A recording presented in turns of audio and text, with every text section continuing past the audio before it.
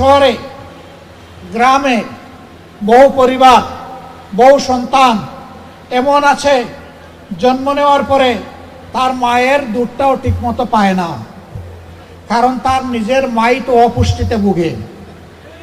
তাকে পুষ্টিকর দুধ দিবে কিভাবে? এই শহর এলাকায় ওইটা আছে। জন্ম নেওয়ার পরে অসুখ বিসুখ হলে একটু চিকিৎসা পাওয়ার সুযোগ তাদের জন্য দরজা বন্ধ। একটু বড় হলে সে যে স্কুলে যাবে, মা বাবা এফোর্ড করতে পারে না, বহন করতে পারে না সেই শিক্ষার ব্যবহার।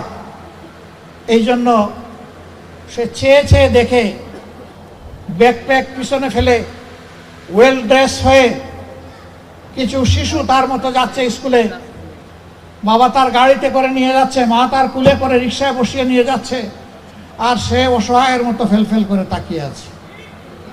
আমিও তো শিশু, আমি শিশুটিরও তো একটু অধিকার ছিল এই শিক্ষা পাওয়ার। কই আমার সমাজ, আমার মা বাপ কেউই তো আমাকে শিক্ষা দিচ্ছে না।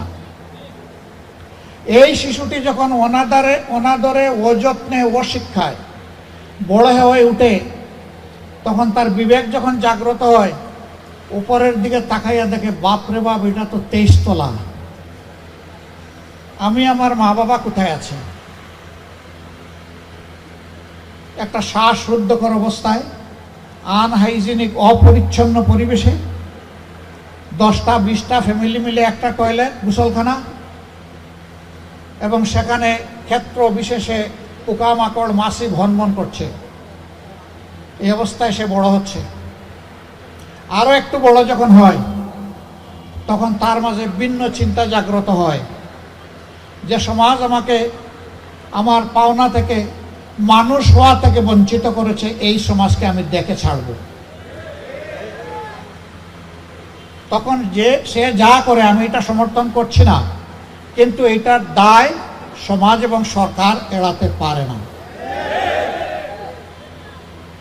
অন্ন, বস্ত্র, শিক্ষা, চিকিৎসা, বাসস্থান, এই 5টি হচ্ছে মানুষের ন্যায্য পাওনা একটা দেশে।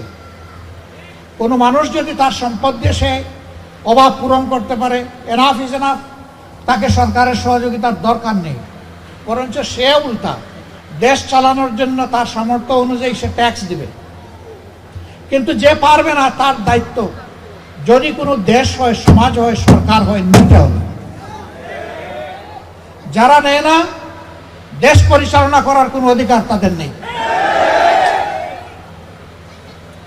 সম্মানিত ভাইরা, দোয়া করবেন, আল্লাহ যদি আমাদেরকে সুযোগ দেন, আল্লাহ তাআলার আসমানি ফয়সালা এবং আপনাদের ভালোবাসায় আমরা কথা দিচ্ছি, আমরা এই শিশুদের তাদের প্রাপ্য ন্যূনতম অধিকার তাদের হাতে তুলে দিব ইনশাআল্লাহ।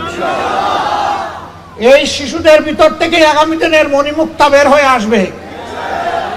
কে জানে কোথায় কোন মণিমুক্তা লুকিয়ে আছে সমাজের জন্য।